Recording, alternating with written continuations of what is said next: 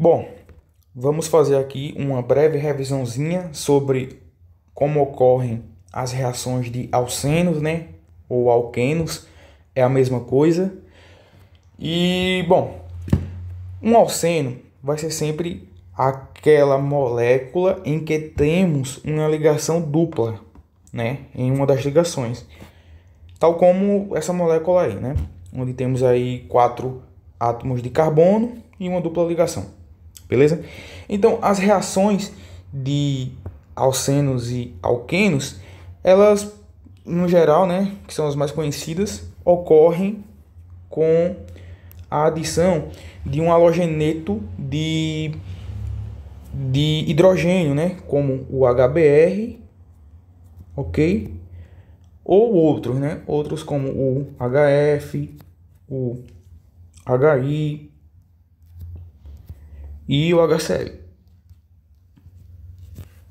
Beleza? Bom, como é que ocorrem essas reações? A ligação π do alceno, né, que é essa ligação dupla, ela possui uma densidade de elétrons bastante elevada nessa região da dupla ligação, ok?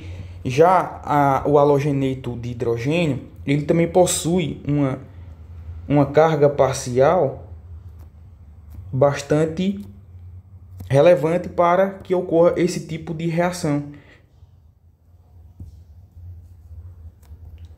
Por quê? Porque veja, o bromo, assim como o flúor, o iodo e o cloro, são átomos que possuem uma densidade eletrônica, na verdade uma eletronegatividade, muito elevada quando comparado ao hidrogênio, né? O hidrogênio só possui um elétron na sua camada de valência, né? Poderia estar sozinho. Na verdade, duas preenchem a camada de valência dele. Já o bromo possui muito mais. Então, como o bromo e o flúor e o iodo e o cloro são átomos muito mais eletronegativos, átomos muito mais volumosos, eles tendem a puxar a densidade eletrônica do hidrogênio, né, para si. Então vai ficar aqui uma densidade eletrônica negativa nesse átomo mais volumoso e uma densidade positiva no hidrogênio. E vejam, na nossa molécula de alceno, temos aqui uma densidade eletrônica negativa.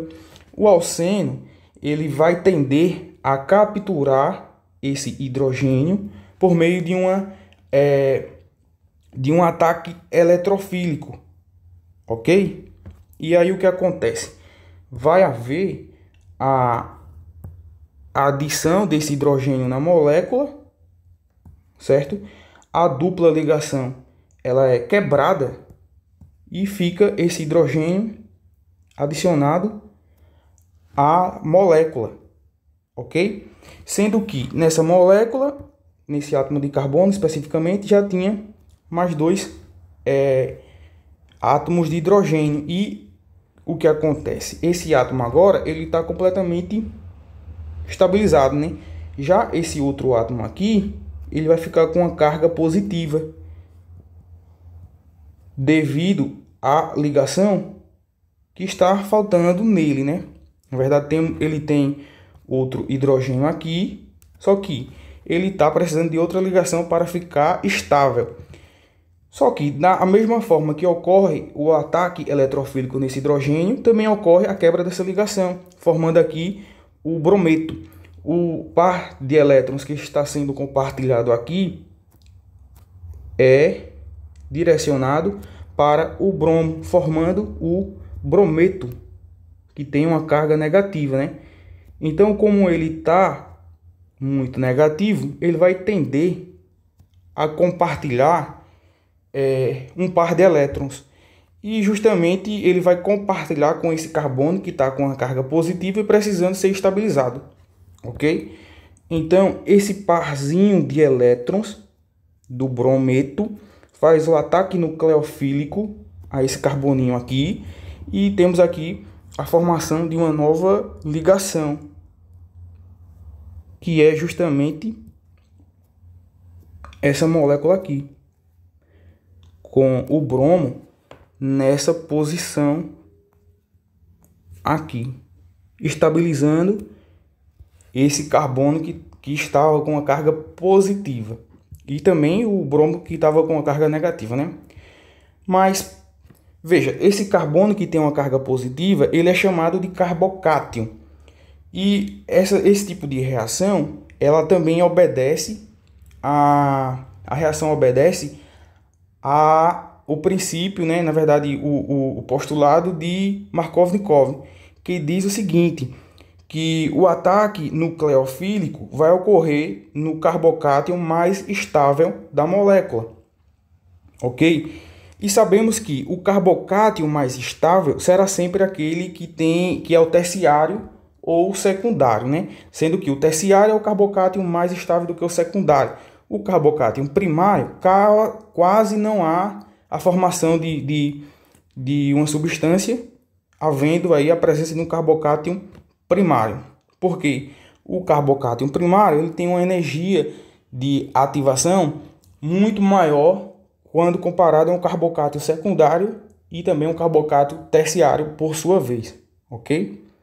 Então, mesmo que ocorresse aqui a formação, por exemplo, mesmo que essa molécula tivesse sido corrompida essa ligação aqui com o ataque eletrofílico da ligação dupla e o hidrogênio tivesse vindo para esse carbono aqui e a carga positiva fosse nesse carbono aqui, iria ocorrer um rearranjo de carbocátion de modo a o carbocátion ficar no carbono mais estável, né? Que é o carbocátion mais estável.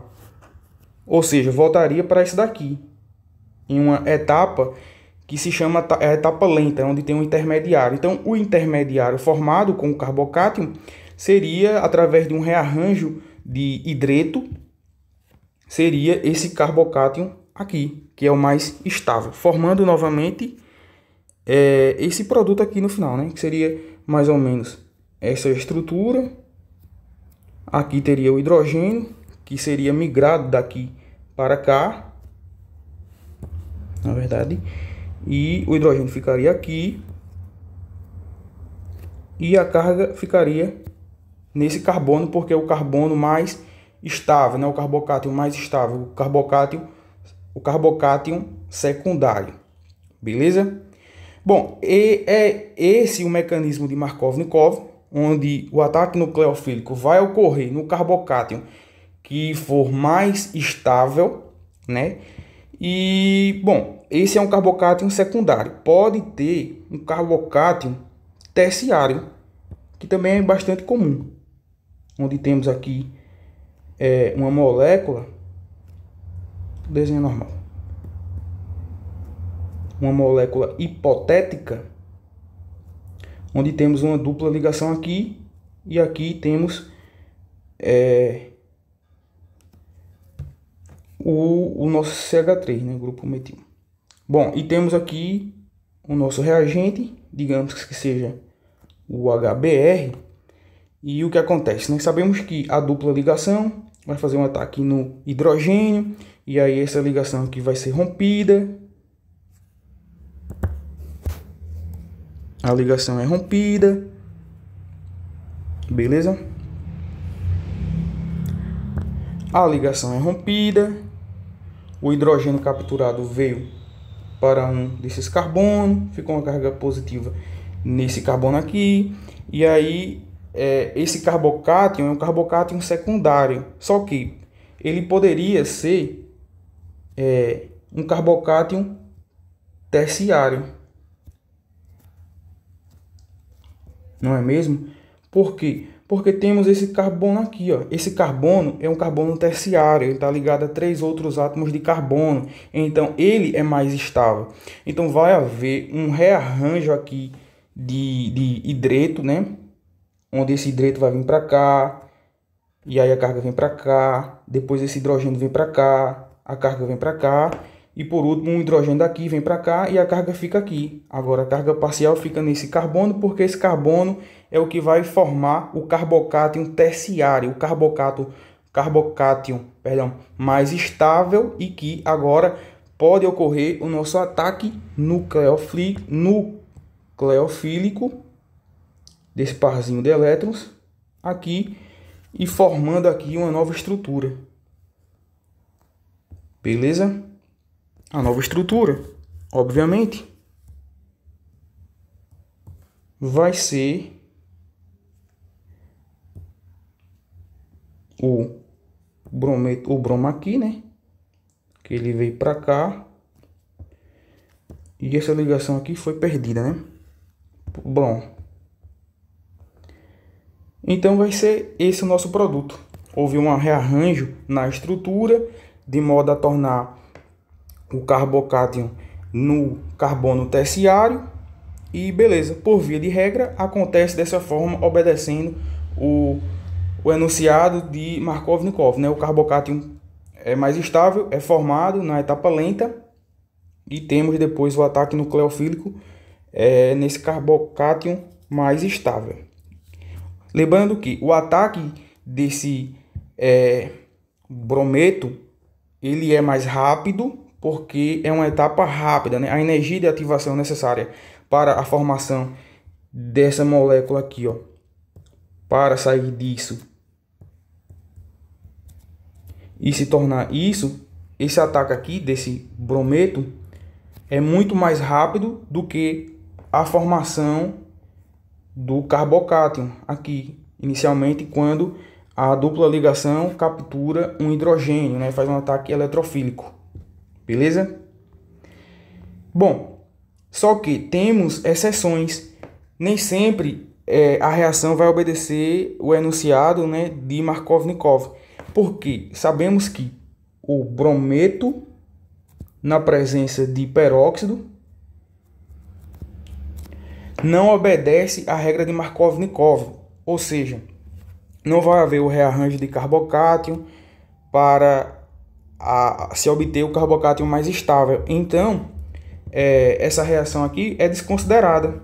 Então, não funciona o mecanismo de Markovnikov para essa reação, porque é uma reação envolvendo outro mecanismo, é o mecanismo radicalar, enquanto que o mecanismo de Markovnikov é um mecanismo iônico, beleza?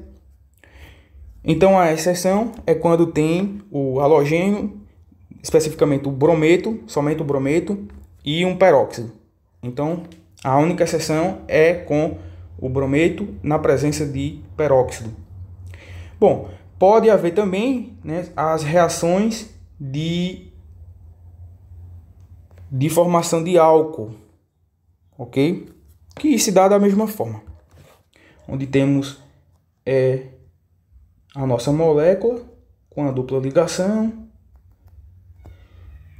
e temos um reagente que vai reagir com essa estrutura aqui, né? Na verdade é sempre o H2, o H3O+, na presença de H2SO4, o nosso ácido sulfúrico, onde vai haver a captura de um desses prótons através da ligação π e a molécula ela adquire uma nova aparência, né? Agora com o hidrogênio capturado, a parte positiva aqui, depois uma água faz a estabilização dessa parte positiva aqui formada. Depois um hidrogênio desse aí, ele sai da molécula e fica aqui, e a molécula passa a ter um álcool, beleza? Como o rearranjo do carbocátion, ao invés do álcool ficar aqui, o grupo OH ficar aqui, ele passa a ficar nessa posição aqui, por causa que esse carbono aqui ele está ligado a 3 outros carbonos, portanto é um carbono terciário, né? O carbono terciário é muito mais estável do que um secundário. Bom, as reações de adição de álcool também é da mesma forma, com o mecanismo de Markovnikov, porém temos as exceções. As exceções, não vou falar aqui para não ficar muito extenso o vídeo, mas é a oximercuração e desmercuração, onde vai haver o mecanismo de Markovnikov também, só que não vai haver o rearranjo do carbocátio, beleza? E também tem outro mecanismo, que é o mecanismo anti-Markovnikov, que é semelhante a esse tipo de reação, onde tem o brometo e a presença de peróxido, que também a gente chama esse mecanismo aqui, mecanismo radicalar, de mecanismo anti-Markovnikov. Beleza?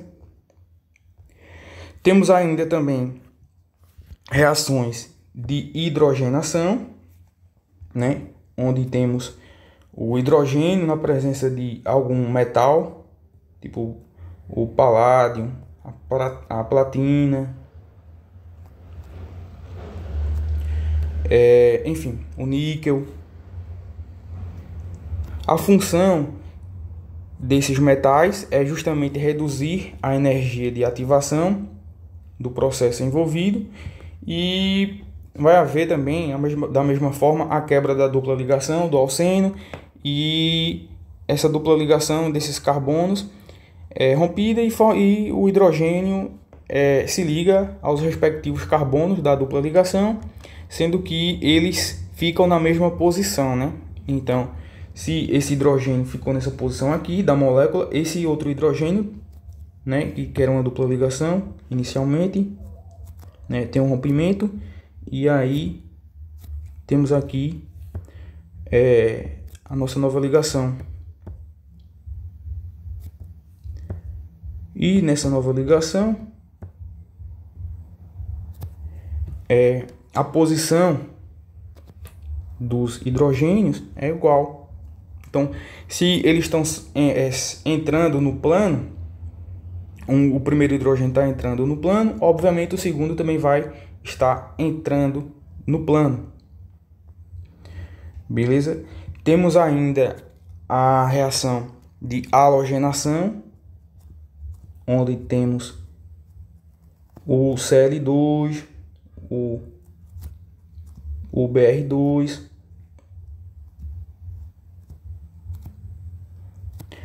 Diferente da reação de hidrogenação, na reação de halogenação, esses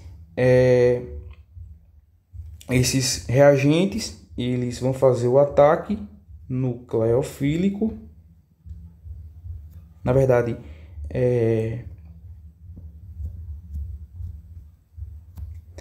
como essa molécula ela é apolar, o Br2 e o Cl2, não há assim uma diferença de carga entre as moléculas, né? Porque são moléculas idênticas. Porém, essa dupla ligação, como ela tem uma densidade muito grande de elétrons aqui, ela proporciona um efeito indutivo nessa molécula de Br2, de Cl2, e aí vai haver, através desse efeito indutivo, uma carga parcial positiva em um desses elementos, né? E aí vai haver o bromo vai fazer um ataque nucleofílico. Na verdade, a dupla ligação faz um ataque eletrofílico, e ao mesmo tempo que o ataque nucleofílico é feito em um desses bromo, o bromo também faz um ataque em um dos carbonos e passa a ficar com a ligação a forma de ponte. Então ele liga parcialmente com isso daqui e parcialmente com esse outro carbono aqui. O outro bromo, o brometo agora, ele vai fazer um ataque nucleofílico em um dos carbonos.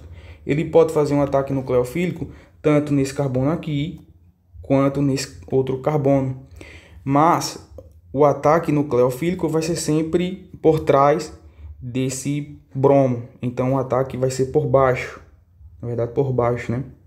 Pode ser nesse carbono aqui ou pode ser nesse outro carbono aqui. No geral, como tem duas possibilidades, a gente diz que vai ter uma mistura racêmica, né? Porque pode ter essa estrutura com o bromo nessa posição ou nessa posição aqui, né? E sendo que vai ter diferentes posições dos reagentes, né? Então, um desses bromos vai ficar de um lado do plano, enquanto que o outro vai estar do seu lado oposto. Ok? Então, basicamente, essa também é a reação de halogenação. Não me recordo de outro tipo de reação nesse momento, mas certamente tem. Então é isso.